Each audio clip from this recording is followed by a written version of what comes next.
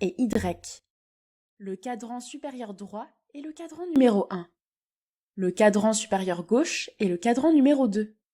Le cadran en bas à gauche est le cadran numéro 3. Et le cadran en bas à droite est le cadran numéro 4. On sait qu'à droite de l'origine, les valeurs de x sont positives. Et à gauche de l'origine, les valeurs de x sont négatives. De la même manière, au-dessus de l'origine, les valeurs de y sont positives. Et en dessous de l'origine, les valeurs de y sont négatives. Ajoutons 4 points à notre grille. Le point x, y, le point moins x, y, le point moins x, moins y, et le point x, moins y. Puis dans le premier cadran, on trace une droite de l'origine au point x, y, et on appelle θ l'angle entre l'axe des x et cette droite. Si l'on trace une droite verticale de x, y à l'axe des x, on voit que l'on a créé un triangle rectangle avec une distance horizontale de l'origine de x et une distance verticale de y. Et si la distance de l'origine au point x, y vaut une unité, on peut utiliser les fonctions trigonométriques pour trouver des informations sur ce triangle. Pour les 3 fonctions trigonométriques principales, sinus, cosinus et tangente, le sinus de l'angle θ est égal à la longueur du côté opposé sur l'hypoténuse. Le cosinus de l'angle θ est égal à la longueur du côté adjacent sur l'hypoténuse.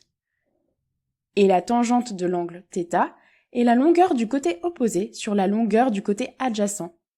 Si l'on souhaite trouver le sinus de θ, on peut dire qu'il est égal à y sur 1, puisque y est la longueur du côté opposé et que l'hypoténuse vaut 1.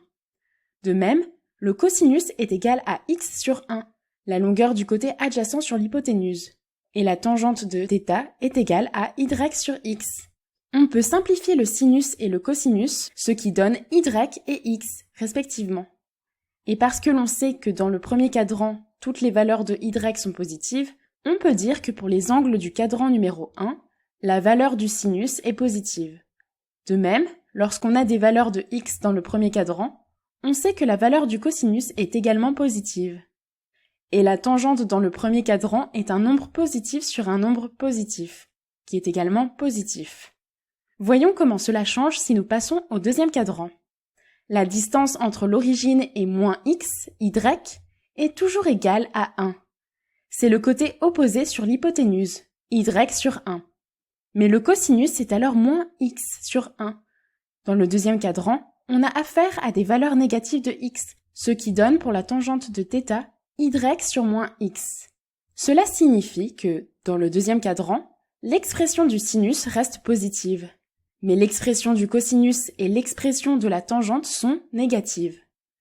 Passons au cadran numéro 3, où on a affaire à des coordonnées x négatives et à des coordonnées y négatives. Le sinus de θ est moins y sur 1. Cos θ est moins x sur 1. On peut simplifier cela en moins y et moins x. Mais quelque chose d'intéressant se produit avec la tangente. Elle est égale à moins y sur moins x, ce qui se simplifie en y sur x. Dans le troisième cadran, l'expression tangente est toujours positive. Mais dans ce cadran, les expressions du sinus et du cosinus sont négatives. Et maintenant, dans le quatrième cadran, où la coordonnée x est positive et la coordonnée y est négative, le sinus de θ est moins y sur 1. Mais le cos de θ est plus x sur 1, ce qui donne un sinus négatif et un cosinus positif. Et cela donne pour la tangente moins y sur x. La seule expression positive dans le quatrième cadran est le cosinus. Les valeurs y négatives rendent les expressions du sinus et de la tangente négative. Ce que l'on a découvert pour chacun de ces cadrans est vrai quel que soit l'angle de ces cadrans. Tout angle du cadran numéro 1 a des valeurs positives de sinus, de cosinus et de tangente. Tout angle du cadran numéro 2 n'a qu'une expression positive, celle du sinus. Les angles du cadran numéro 3 ont des expressions positives pour la tangente. Et les angles dans le cadran numéro 4 ont des expressions positives pour le cosinus. Il y a un moyen mémotechnique que l'on utilise parfois pour s'en souvenir. Cela se nomme le diagramme de CEST, et ça ressemble à ceci. Dans le diagramme de CEST, on indique quelles relations trigonométriques sont positives dans chaque cadran. Dans le quatrième cadran en bas à droite, le cosinus est positif, et le sinus et la tangente sont négatifs. Dans le premier cadran, En haut à droite, on a un E parce que les trois expressions ensemble sont positives. Dans le deuxième cadran, en haut à gauche, le sinus est positif, avec un cosinus négatif et une tangente négative. Et dans le troisième cadran, en bas à gauche, la tangente est positive, et sinus et cosinus sont tous deux négatifs. Il y a une dernière chose que l'on doit examiner avant de traiter quelques exemples. C'est la façon de mesurer les angles sur un repère de coordonnées.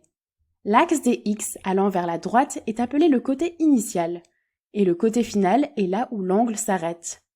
Si on mesure du côté initial au côté final dans le sens inverse des aiguilles d'une montre, on obtient une mesure d'angle positive. Si l'on mesure du côté initial au côté final dans le sens des aiguilles d'une montre, on obtient une mesure d'angle négative. Et enfin, le côté initial correspond à une mesure de 0 degré. Du côté initial à l'axe des Y est un angle de 90 degrés, à l'autre côté de l'axe des X est un angle de 180 degrés. 90 degrés de plus nous amène à 270 et enfin on revient à 360 degrés. Nous sommes maintenant prêts à traiter quelques exemples. Dans quel cadran se situe l'angle de 288 degrés? Lorsque l'on pense aux 4 cadrans du repère de coordonnées et les nommons de 1 à 4, on sait que le côté initial mesure 0 degrés. Et ensuite, chaque cadran supplémentaire est à 90 degrés de plus. Une rotation complète correspond à 360 degrés. Lorsque l'on mesure des angles dans des repères de coordonnées, on commence à l'axe des X et on procède dans le sens inverse des aiguilles d'une montre si on a un angle positif. Pour nous, cela signifie que l'on passe du côté initial, juste après 270, puisqu'on sait que 288 se situe entre 270 et 360. On voit que cet angle se trouve dans le 4e cadran.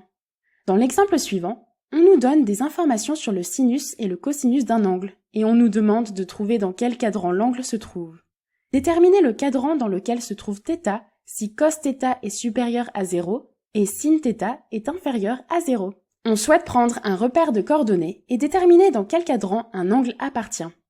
On nous dit que cos de θ est supérieur à 0. Cela signifie qu'il a une valeur de cosinus positive, tandis que le sin de θ est inférieur à 0, ce qui signifie que le sinus a une valeur négative. Une méthode que l'on utilise pour identifier les valeurs de sinus et de cosinus dans différents cadrans est le diagramme de CEST, qui ressemble à ceci. Dans le diagramme de CEST, on sait que dans le premier cadran, toutes les valeurs sont positives. Dans le deuxième cadran, seule la valeur du sinus est positive. Dans le troisième cadran, seule la valeur de la tangente est positive. Et dans le 4e cadran, seul le cosinus est positif. Si on a une valeur de sinus négative et une valeur de cosinus positive, on peut éliminer le cadran numéro 1, car toutes les valeurs doivent être positives dans ce cadran. On peut éliminer le cadran 2, car le sinus est positif là-bas. Dans le cadran 3, le sinus est négatif, mais le cosinus aussi, et cela signifie que le cadran 3 ne fonctionne pas. Dans le cadran 4, le cosinus est positif et le sinus est négatif, et cela signifie que l'angle θ dans ces conditions doit tomber dans le 4e cadran. Prenons un autre exemple. Dans quel cadran se situe θ si